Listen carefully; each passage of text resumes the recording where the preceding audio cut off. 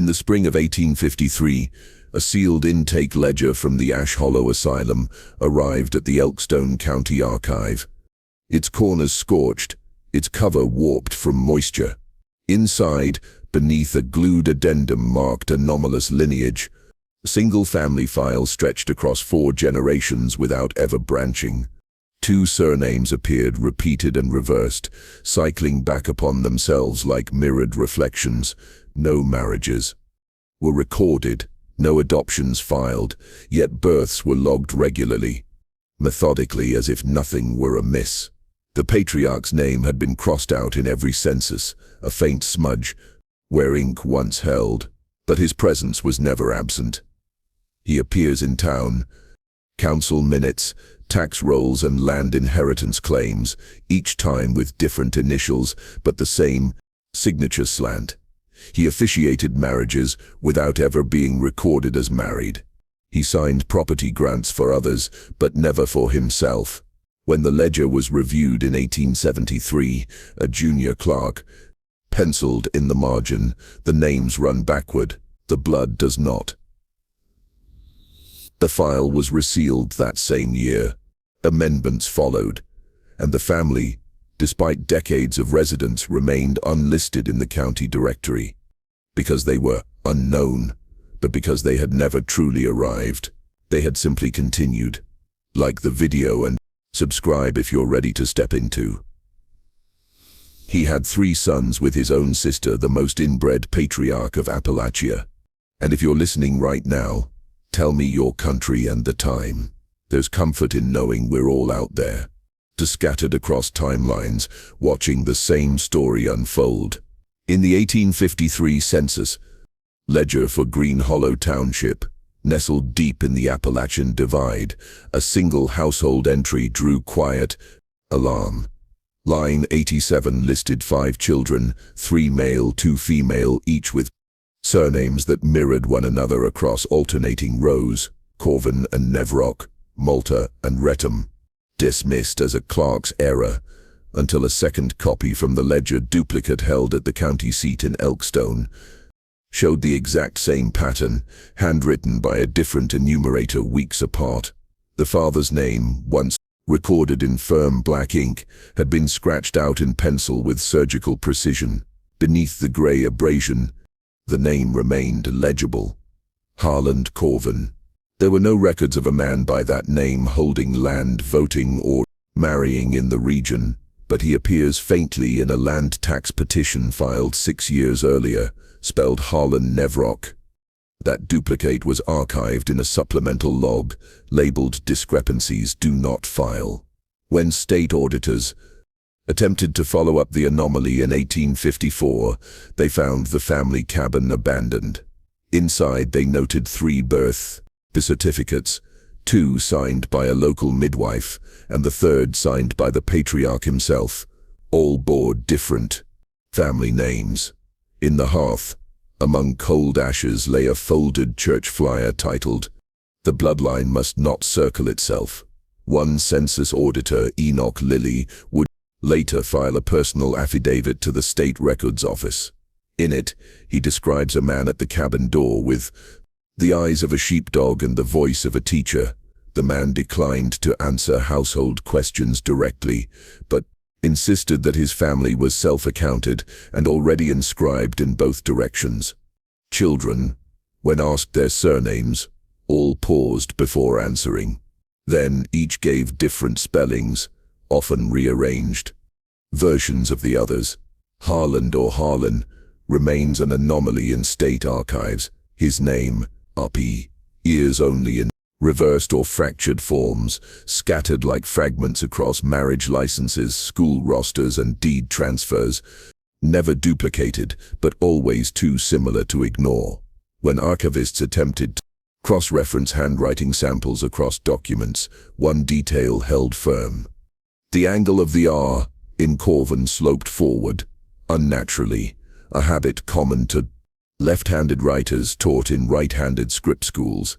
That exact slant appears in 7 documents over a 12-year span, all signed by different individuals, all from the same township.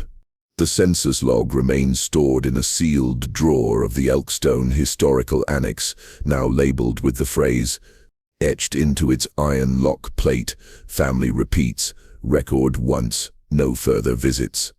Were ever made to that parcel of land, no official correspondence followed the auditor's report, and no death certificate was ever filed for Harland Corin or Harland Nevrock or any other man who signed in mirrored names. Intake logs of Ash Hollow Asylum for the spring of 1853 show the same woman, admitted twice within 37 days. Her name appears first as Ita Corvin, age 21, born in Blue Salt Ridge, committed for speech derangement and compulsive gestural mimicry. Her intake form bears no guardian or kin, only the midwife who delivered her, listed as emergency contact. The signature at the bottom is her own, unsteady but clearly legible. The second entry, filed weeks later, records the arrival of a Mrs. E.T.A. Malta. Same age, same birthplace, same middle name, Ruth. This time her admission. Notes list her as married with 3 children and cite postpartum fugue as cause for commitment.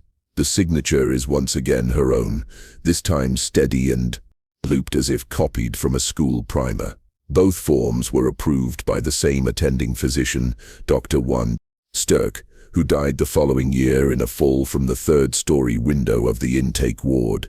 In his journal, preserved only in fragments, he refers to the Corvin woman and the Malta file interchangeably.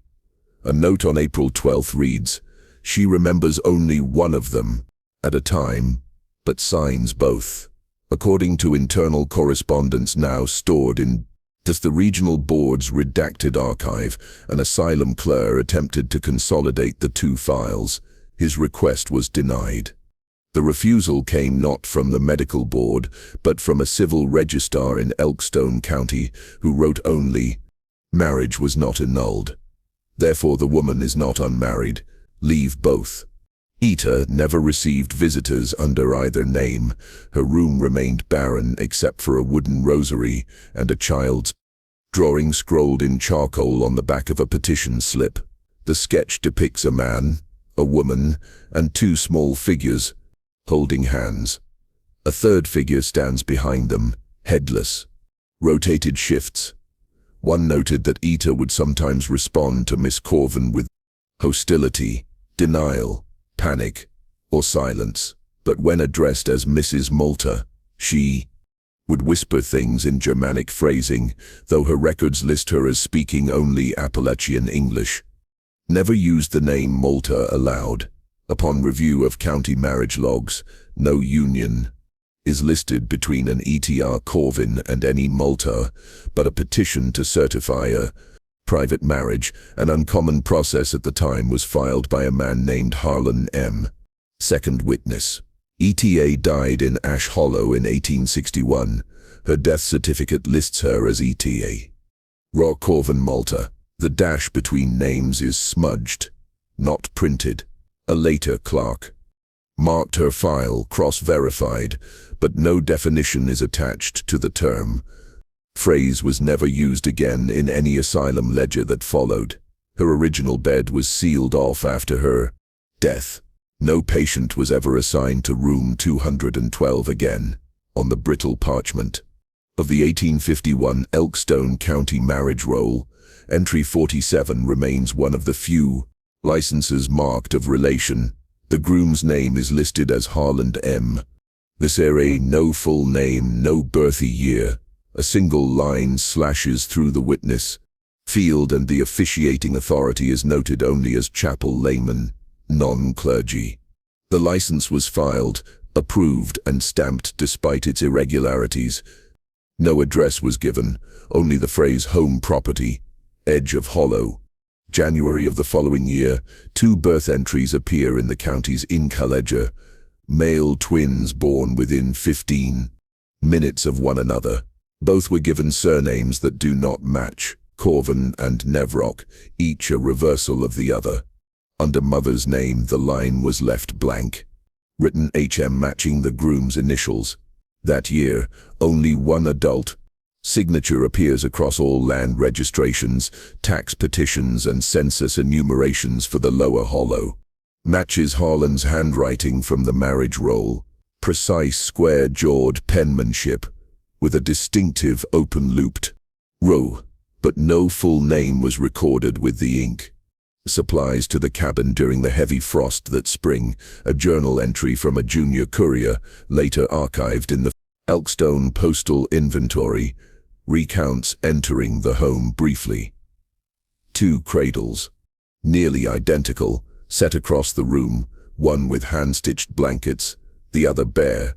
A woman stirred in the corner but said nothing. The man spoke for her, said the boys were halves of a whole. The courier was reassigned the following month, citing nervous temperament. Later inspection of the cabin, after it was vacated in 1857, revealed 2 wooden cradles stored beneath the eaves, one heavily worn, other untouched. In the seam beneath the second cradle's base, officials found a folded note. It read, "Lamb, it was taken, must remain unnamed." Signature, but the handwriting looped or, and all matched that of the county ink. Ledger. No records show that either child was baptized. Church logs from the region are intact, but absent their names. One priest's margin note beside the missing year reads simply, "They are already claimed, Harlan men." If that was, his name never appears again in any official document, not in tax ledgers, not in obituaries, but 2 decades later, an Elkston hospital admission listed a man named Nevrock H. as the emergency contact for a psychiatric patient named Eta R. Information was provided. The page was later torn from the hospital's intake book, a faint square of dust marks where it once lay. The cabin still stands, 2 cradles left behind, untouched by mold. One remains unworn. No one recalls who slept in it, folded into a brittle envelope and sealed with a wax emblem, long since faded. A letter dated August 14, 1853, remains stored in the unopened correspondence file of the Virginia State Archives. Its author, Reverend Elias Garrick, a minister assigned to the small Grange Chapel near Black Hollow Ridge. The letter, though never formally acknowledged, is indexed in the Ledger of Received Gubernatorial Mail under the subject Bloodline Aberrations, Elkstone Vicinity. Its contents, however, were left uncategorized. File's title is marked only by a single red line drawn diagonally across the cover sheet. In his letter, Reverend Garrick writes of a man he refers to simply as the one who loops his own blood. He notes that the man is frequently seen at market, attends Grange meetings, and has even led scripture reading, but cannot be found in any member registry, tax list or marriage log. Garrick laments, he has spoken of, but never documented, known to all, yet held by no paper. Minister continues with what he calls the most unsettling baptismal counsel I've yet refused. A woman arrived, requesting the blessing of 2 boys, twins but born weeks apart. She did not name the father. Garrick recognized her as Eta Ruth, a known member of his parish, whose name had since been removed from the Grange Register without explanation. When asked who authorized her removal, Garrick notes that the ledger simply read, "No longer distinct." The man who accompanied her claimed to be her brother, then her husband, then neither. Garrick's letter states he changes role depending on who else is present, and yet no one ever contradicts him. The closing lines of the letter are written in a noticeably shakier hand. This is not incest. It is recursion. The body returns to itself because the record permits it. No longer hold, then neither do roles.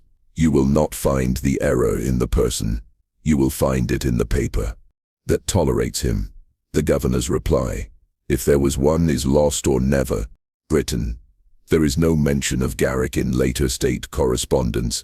He was relieved of his duties the following The year listed in the Dassey's ledger as infirm due to spiritual exhaustion became of the unnamed man is not stated, but in the church registry for the next spring, a new line was entered under unbaptized children, identical in form, not in count, returned to sender. The handwriting appears feminine and unlike any other on the page. The entry was never initialed, and no child's name was attached, only the mark, a mirrored letter R, reversed at the spine, in a faded property transfer ledger dated May the 9th, 1854. The deed to parcel 18B of Elkston Hollow was split between three named heirs: Harland M. Ruth, E. and Jonas M. Margin reads, to be held jointly by blood siblings, equal shares undivided. The document bears the seal of Clark Wensley, though the ink stamp is faint, as if pressed without full weight. Despite this equal division, all subsequent tax payments, livestock registration fees and improvement permits filed over the next 11 years list only Harland, Ruth and Jonas, never appear again, not in payment logs, not in death rolls, not in census enumerations. When the clerk's office was asked about the inconsistency during a 1866 audit, the reply was brief. Only one signature ever arrived. In local memory, however, the presence of all three was accepted, if not always clearly seen. A journal entry from Silas Crew, a surveyor hired to measure fence lines on neighboring lots, notes seeing a woman in the upper field speaking to no one, and a boy who opened the door before the man arrived to greet me. Described the woman as holding a ledger, though when asked for a copy of his map notes, no such figure was drawn. A single set of footprints was recorded between the home and barn. Children from a nearby schoolhouse would later refer to the hollow cabin as the place where the brother stacks himself. Was repeated in 3 separate pupil writing primers collected by a local teacher who forwarded the pages to the district school board. There is no record of any response. Jonas M., the third sibling on the deed, has no birth record in the county, nor any death certificate. Midwife's side margin, noting a birth assisted by elder sister Ruth E. Handwriting of that note does not match the midwife's elsewhere, in though a book. The ink is darker, as though written much later. During a rare winter visit by the county assessor in 1861, a note was made in the visit log. Only 1 cup on the table, 3 coats by the door. The assessor marked the home as inhabited, but added the phrase, multiplicity unclear in the remarks field, terminology not used in any other county file from that decade. In later years, neighboring families would refer to the hollow simply as his place. When asked to clarify who they meant, one resident replied, not just him, the ones that live under him. Further, they added only they never leave because they were never counted out. No wills were filed. No division of property followed. The deed remains listed as inherited, not surrendered. Witness ever recalled seeing 3, and no one ever proved there weren't. The parish book of Grange Chapel in Elkston Hollow contains a torn page, a blank, jagged interruption between June 11th and June 18th, 1853. Church law required the posting of marriage banns for 3 successive Sundays before any union could be sanctified. But for one entry that month, no trace remains in the official log. The gap is noted only by a marginal annotation in different ink. Removed by request, not re-entered.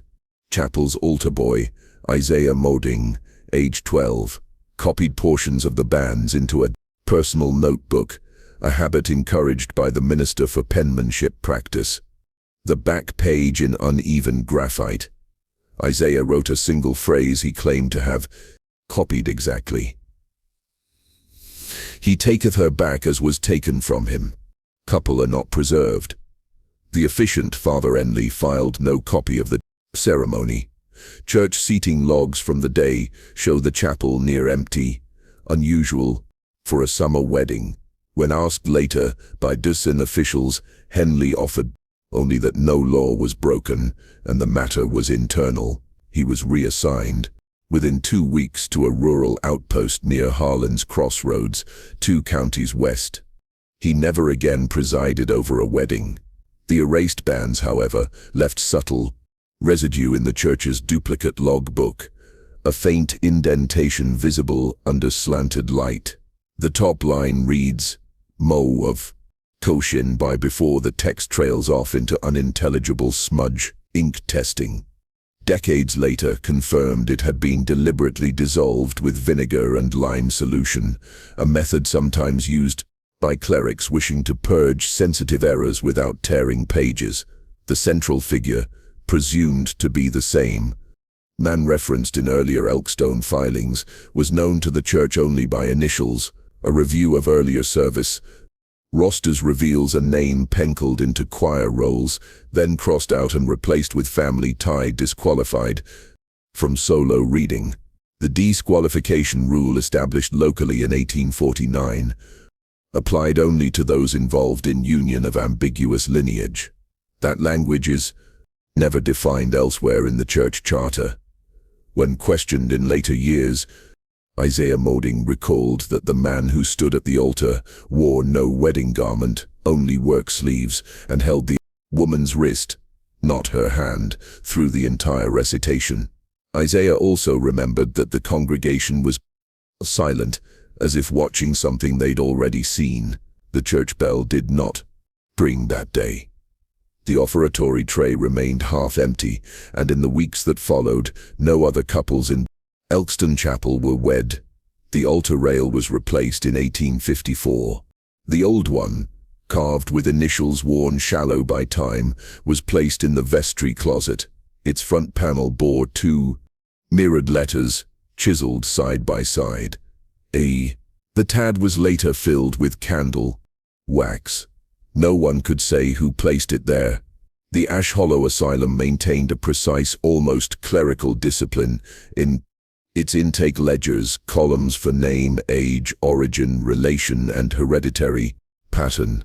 But among its pages, one entry from the summer of 1853 stands apart in a thin red border. Patient number 204, genealogy, unstable, loops detected. Patient, a male adolescent listed only as RM, had been transferred from a rural holding parish with no formal diagnosis. His admission file, partially intact, contained a single folded sheet with handwritten lineage dating back 3 generations. Traditional family tree, the names curved inward, first upward, then folding back toward the root. Corvin, Nevrock, and HM appear repeatedly, alternating positions as father, uncle, and grandfather. The mother's name, Ura, appears once, then again, labeled once. Removed. Dr. Leland Graff, a newly appointed physician and one of the few trained in genealogical psychology, made a red pencil note in the margin. Fathers, 1 name, 1 mother, once removed. Behavioral regression tied to archival failure denies origin. The ledger entry cuts off midway through the following line. The pen trails downward, then stops. No additional sheets are attached. Graff's internal correspondence to the district board, now housed in a restricted file labeled Structural Failures Genealogical, describes the patient's condition as one of verbal inversion and ritual repetition. RM was said to recite names backward in pairs, refusing to speak his own unless mirrored in a polished surface. When asked to identify parents, he answered, "He is me before me." Graff suspected the boy's condition was not solely psychological, but structural, a result of community practices in record-keeping, marital leniency, and document misfiling across generations. In one undated draft letter never sent, Graff wrote, "They have no true family, only figures who traded names like garments. The mind was not meant to walk in such tight circles." One object was found among the boy's few belongings, a cloth-bound booklet stitched poorly with animal tendon, labeled Self as Father. Inside were 7 names repeated in different configurations across the pages. Places, only slight variations in handwriting, suggesting they were not all written at once or not all written by the same hand. The boy was moved to the dormitory ward 3 days later. Discharge was ever filed. His name does not appear again in any census, asylum, report, or death registry. Years later, a janitor cleaning out the lower record vault discovered the original intake sheet. It had been misfiled under staff notes. Across the back, in faded pencil, the final sentence had been written and erased. He was not born from anyone, 'twas chosen from within. The page has since gone missing. Only the red border remains in the ledger, framing a void that was never officially explained. The fall of 1853, during repairs to the bell housing at Elkstone Chapel, carpenter dislodged a warped wooden panel behind the altar's upper molding. Tucked between beams inside a split, the envelope stamped with the church's seal, was a single photograph, sallow-toned and stained at its edges, but intact. The image depicted an infant baptism. Child lay swaddled on a small altar cushion, arms spread, eyes shut. Standing behind the infant were 3 adult men positioned formally in a triangular posture, shoulders squared, hands folded. Handwritten ink were 3 titles: father, uncle, grandfather, but all 3 men bore the same face. Initial speculation blamed photographic error, perhaps multiple exposures during plate development. Yet church records show no duplicate baptism scheduled that season, nor any mention of a group portrait. The parish's own baptism log for that month, October 1853, contains a single blank space where one entry should be. The name field was left empty. In the margin, someone wrote simply, "No need, already named." Upon closer examination by the Elkstone archive clerk in 1879, it was determined that the faces in the photograph had not blurred from motion or faulty lens. Rather, they had been deliberately altered, smudged by hand using a faint abrasive, likely wool or crushed chalk. The tampering was not uniform. The central figure retained the clearest outline, though the eyes had been rubbed hollow. All 3 men wore identical black coats, and more curiously identical boots scuffed at the toe in the same pattern, with a missing heel tack visible on the left shoe of each. Archivists reviewing wardrobe trends noted that such boots were not commonly manufactured in matching pairs until decades later. Chapel's head minister at the time, Reverend S. Vale, is recorded once referencing the photo in a letter to her as diocese and superior. His wording is "Turdy, a false trinity witnessed in the flesh. I denied it, my voice." Shortly after, Vale left his post citing compounded personal failings. He died in isolation 3 years later at a sanitarium near Rockage. The psychological dimension of the image emerged in 1882 when a seminarian cataloging old sermons found a note tucked into the back of a pulpit Bible. It read, "He stood in 3 roles, but only one voice echoed. The child never cried." The photograph was formally removed from display, stored in the restricted vestry file, and eventually lost during the fire of 1904. The church inventory list, misfiled under items returned without source. There is no record of the child's name, no record of the baptism, no marriage certificate tying the child to any of the 3 men, only a pencil annotation beneath the image description remains. The boots did not fit the child, but they were made in his size. Handwriting matches none of the known clergy. In the attendance register for the Elkstone Hollow Schoolhouse, single name is crossed out midway through the autumn term of 1853. The student listed only as RM had been enrolled under the guardianship of a woman identified as E. Corvin. The register includes a column for relationship to guardian. His entry is one of the few marked unverified. According to school records, the boy was quiet and literate beyond his years, though inconsistent in his spelling.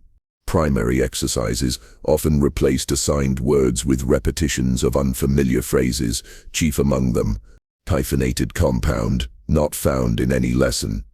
And mother, when asked to read aloud from the board, he paused at mother, substituting it each time with her. The correction was noted, but not addressed. On October 17th, a substitute teacher, Miss Lavinia Holtz, recorded the following in her ledger margin: Student RM refused to say mama aloud. When pressed, he wrote it 53 times as Aunt Mother. The final 3 lines were written over each other. Heavy ink. No tears, no protest, just pressure. Original primer was stored in the teacher's desk. It was recovered years later from a box labeled unclaimed, its pages warped with moisture.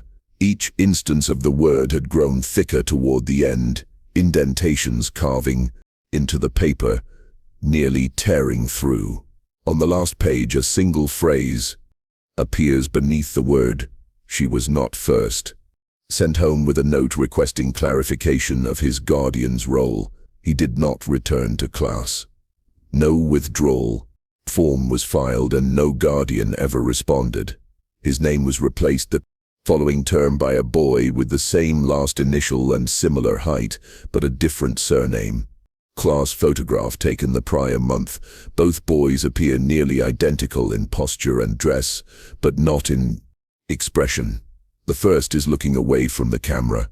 E. Corvin, the woman, listed as guardian, appears in only one other county record, a midwife's ledger, noting she assisted in delivery of family twin unnamed.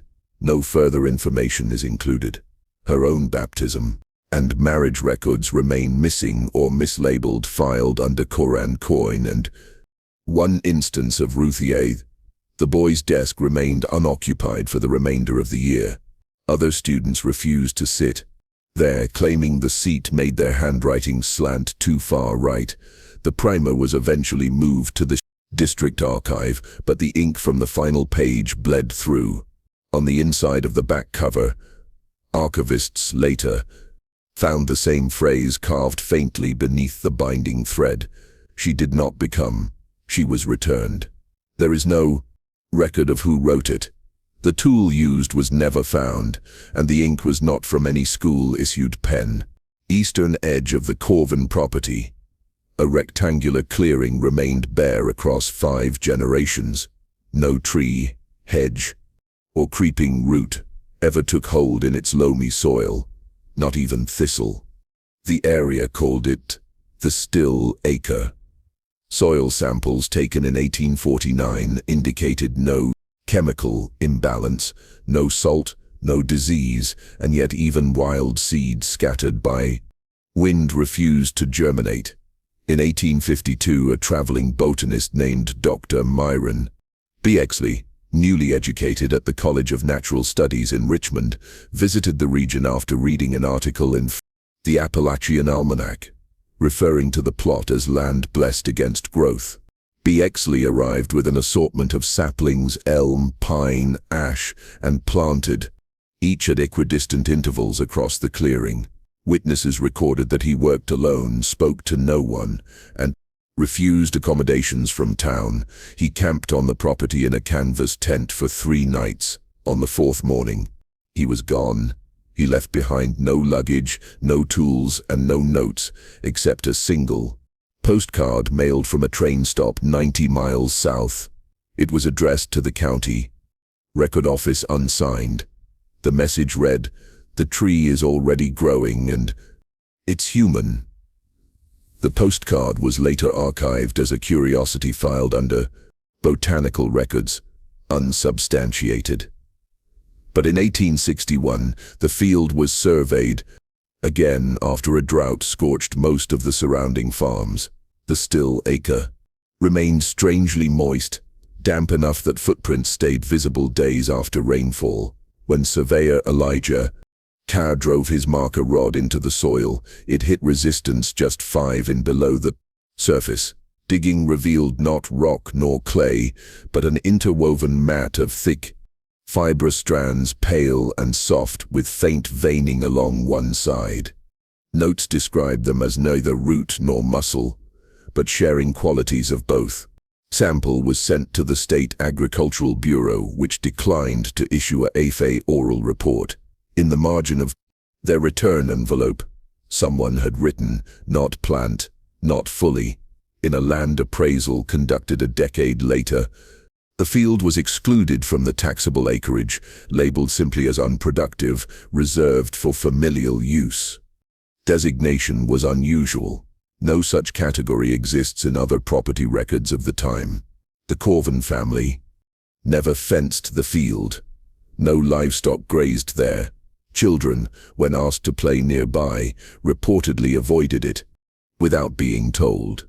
One neighbor, in a deposition tied to a boundary dispute, described it as a place where the ground thinks.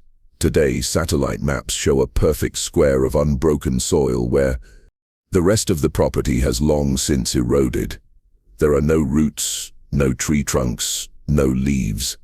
Is turned. The fibrous strands remain soft, moist, resistant to blade, always arranged in the shape of a cradle, tucked between brittle pages of Elkstone County's 1851 marriage ledger, is a certificate that has drawn quiet attention from archivists for decades. The document filed on June 4th of that one-year records the union of Harland men and Edra Corvin. The officiant's name has faded, and no witnesses are listed, an omission not unheard of in rural districts.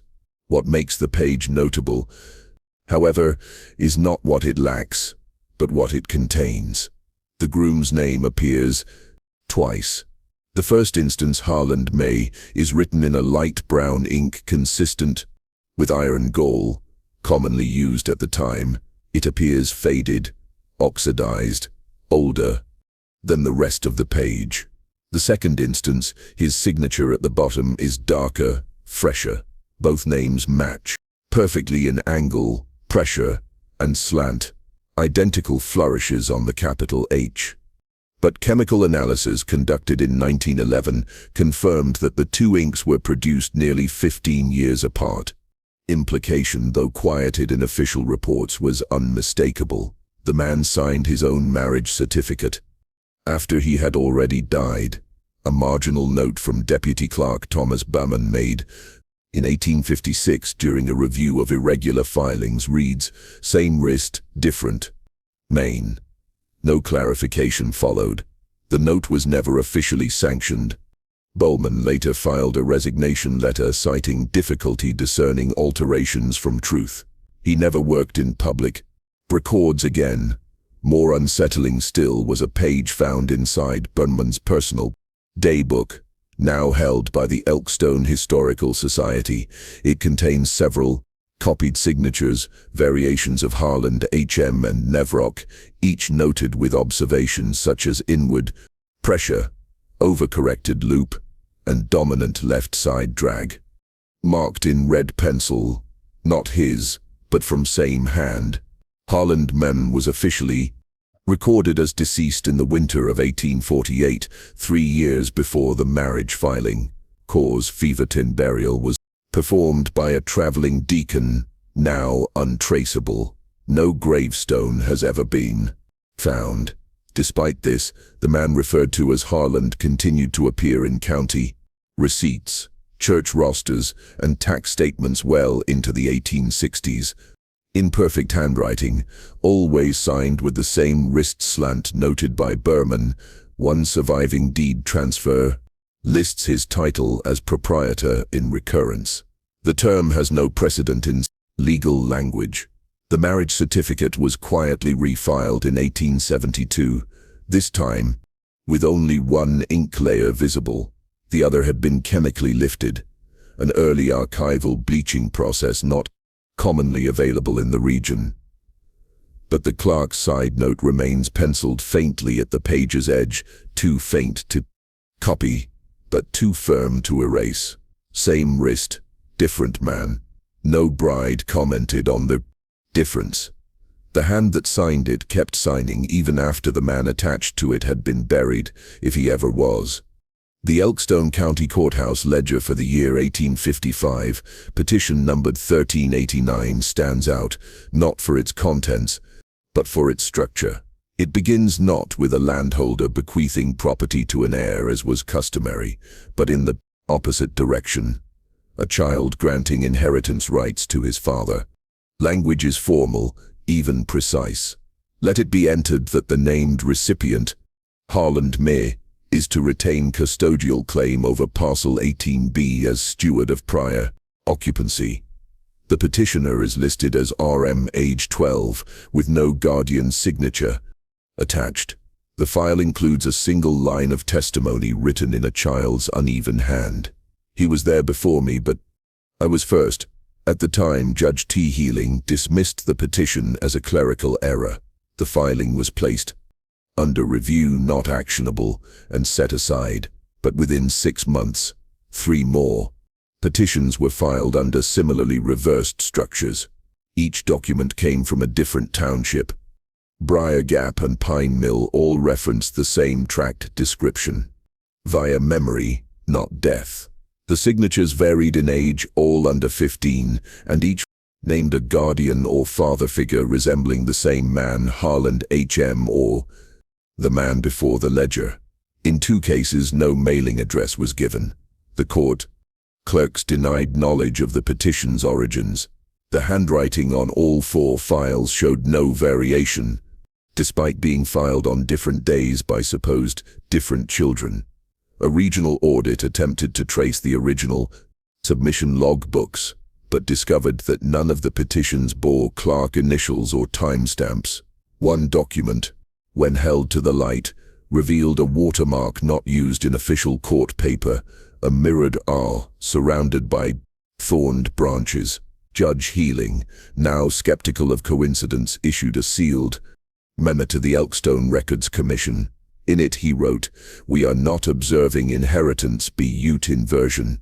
Children do not claim land, they return it upward like roots seeking the seed. If this is a fraud, it is an elaborate one. If not, it is a failure of lineage." To self. Soon after, Judge Helen retired without public notice. His resignation letter was unsigned and contained only the words, "He never left. He just waited." The petitions remain locked in a special drawer in the courthouse annex under the classification filed unacted. No law forbids their contents, yet no ruling has ever been passed. Each document still begins the same way. Let it be returned to him, the one who came later. The handwriting matches no child enrolled in county schools. The phrasing is identical across all 4 files, and no clerk has ever admitted to transcribing a single one. The 1856 county blueprint for parcel 18B lists a modest structure, 3 rooms, timber, framed stone foundation, 1 entryway, 1 stove, 1 window per room. House built by Harland Men was submitted for inspection that year to qualify for state agrarian assistance. The blueprint was drawn by hand and signed by the builder himself, though no one from the land office remembered meeting him. Years later, in the winter of 1862, state auditors arrived to reassess structural eligibility after reports of unpaid levies. What they found contradicted the original plan. Only 2 rooms stood. The entry room and hearth chamber were, as expected, Spartan, but functional. The 3rd room, however, listed as rest quarter, small occupant, was absent. Where its doorway should have been, there was only continuous paneling, flush and unbroken. Auditor pressed his ear to the wall. He reported hearing a faint hollow ring behind it, as if the space was still there, but buried. Curious, they lifted the base molding. A thin seam ran vertical to the floor, splitting the wall's pine sheathing. With effort, they pried it open, revealing a narrow passage that led into a dark, windowless chamber, no larger than a stable stall. The air inside was dry, unmoved. A single cot sat in the far corner, neatly made but clearly untouched, its blanket stiff from time, its mattress unsunken. Dust covered every surface except one, the inside of the door. Small brass child height was affixed only on the inside, from the hallway side. There had been no knob, no latch, no keyhole, only a wall. A faint symbol had been etched into the back of the cot frame, just above the pillow seam. Archivists later identified it as a mirrored letter E, overlaid by a slanted H, initials reversed and combined. Same symbol had appeared once before, faintly embossed on a failed marriage petition filed 20 years prior to the audit report. No occupant had lived in the room, no bedding was disturbed, no scent lingered, and yet in the inventory of household objects, one entry drew confusion. Toothbrushes, 3 bowls, 3 child-sized pairs of boots. Meds were accounted for elsewhere in the cabin. The auditors left that day with conflicting statements. Some denied ever seeing the third room. Others remembered the air is pressurized, like being watched by something that had once been awake. The room was resealed. No legal action followed. When the blueprint was reviewed again in 1871, it had been altered, silently updated in the county ledger. The third room had been erased in ink. A note beside the amendment read, "Revision approved, room not verified in living records." The signature approving the change matched Harlan's. The ink was still wet, and the approval was dated 12 years after his reported death. At the far edge of Elkstone's town graveyard, beyond the maintained rows of limestone markers and family headstones, sits a single granite slab, unadorned, unweathered, and wider than regulation. No individual names are carved into it, no birth dates, no epitaph, only 6 words etched with uniform depth, and no flourish. The line ends here, nothing follows. Cemetery. Records confirm the plot beneath holds 5 bodies, 3 adults, 2 children, interred between 1862 and 1871, but burial logs list no surnames. Instead, each entry is marked brought by private carrier with the same delivery. Note: no family listed known to Elkstone. No clergy were requested. Kin signed the ledger. The same man, caretaker H. Winslow, prepared each grave. In 1894, amateur genealogist Mrs. Helena Mearway, while researching local family histories, noticed the grave's curious anomaly. The stone was installed in 1860, 2 years before the first recorded burial. She wrote, "It was waiting like a ledger signed in advance." Mear's further research into Elkstone property records revealed that all 5 individuals identified only by initials in township tax forms had resided on or near parcel 18B, the disputed land once registered to Harlan M. Each was listed in different years, often under variant surnames: Corvin, Malta, H. Ruth E., and once simply the boy. The central figure, Harlan, appears repeatedly across the archive, though never with a recorded death certificate. In the Elkstone burial book, his name is absent. Grave marker itself was paid for in his handwriting, matched by loop, tilt, terminal stroke. The receipt issued by the Elkstone Masonry Guild bears the annotation, "Full payment rendered. No changes to inscription permitted." Caretaker Winslow, who maintained the graveyard until 1903, left behind a series of marginalia in his duty, led arrows next to the grave's entry. He scrolled. They came one at a time, but the hole was always dug for 5. He later told a visiting county assessor that he was told in advance how wide to dig. Each body was buried in a plain pine coffin. Ceiling nails, just rope binding looped 3 times around. Winslow noted that the child's coffin was lighter than expected, but made noise when turned. A re-examination of the stone in 1921 revealed something beneath its surface, an embedded brass plate bolted flush to the underside. When finally accessed, during restoration, the plate bore an inscription. They were never born, only passed through. The engraving bore no name, no date, just the same mirrored initials found scratched into the inside frame of the Corvin House cot. One has officially claimed responsibility for the burial, and no family has ever come forward to request exhumation. Only the stone remains unchanged, unmoved, and always waiting, as if it knew. In the autumn of 1891, a regional genealogist named Elias Brandt traveled from Allegheny Township to Elkstone for a final review of estate files tied to Parcel 18B, a tract of land already deemed closed lineage untraceable by the state register. Brandt was known for his precision, his disdain for oral history, and his ability to correct entire bloodlines with a single afternoon's audit. On October 12, he signed out file number 72M, stored in the restricted ancestry wing of the Elkstone District Archive. The last file ever logged from that collection.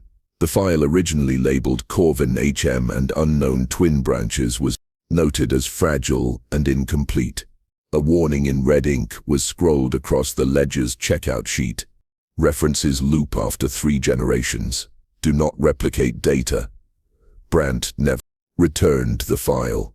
7 days later, the archive was shuttered without warning. Official cause: structural instability due to moisture damage. Yet no such damage was recorded by the building inspector, whose report filed that same week marked the foundation sound, the beams dry, and the shelves fully intact. When a junior clerk was sent to retrieve Brandt's notes from his boarding room, they found only his coat, his spectacles, and a half-burned journal beside the hearth. Partially singed, contains a single line underlined twice. There was no beginning. That's why it never ended. Lines had been erased, not crossed out, but rubbed clean with coarse wool, as if their presence was never permitted. The clerk also discovered a scrap of correspondence Brandt had apparently begun writing to the State Genealogical Board. It reads, "Every name leads back to another version of itself. Male as father, brother, son, repeating like stuttered ink. One woman, many roles, but no one began it. Signed the Absian first father." The rest of the page was torn cleanly at the fold. The archive's key was never turned in. When inspectors returned in 1895, the door was found locked from the inside. No signs of break-in, no dislodged frame. Inside, the files had been reordered, not chronologically, but circularly. Starting point: file number 72M was gone. Today, only the ledger of borrowings remains.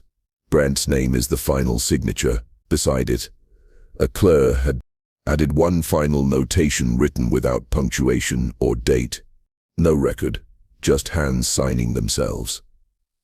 Though reopened, its roof remains intact, its shelves dust-covered, its interior undisturbed, and the keyhole, when examined under lamplight, shows faint notching in the shape of a mirrored initial A. No further genealogists were sent to Elkstone. None asked to be, because none could prove where the line began, only that it still writes. Family's name was never carved in stone, only passed in quiet repetition, looping through documents, reappearing in ink that no longer aged. A father who never died, a mother who never left, and children who carried only the weight of mirrored bloodlines. The record never closed because the beginning was never written, just a series of names folding inward, generation after generation, until the root touched itself. Their names are not gone. They remain misfiled, unspoken, and permitted. Somewhere a ledger still waits to be opened, and somewhere a signature still knows how to write itself. If you're still watching, tell us below. Do you believe a family can repeat itself by design or only by denial? Thoughts in the comments. Like if you were watching with the lights off, subscribe to uncover more forgotten cases that were never supposed to be remembered. This is the 7th mark, where the names don't end, they just return.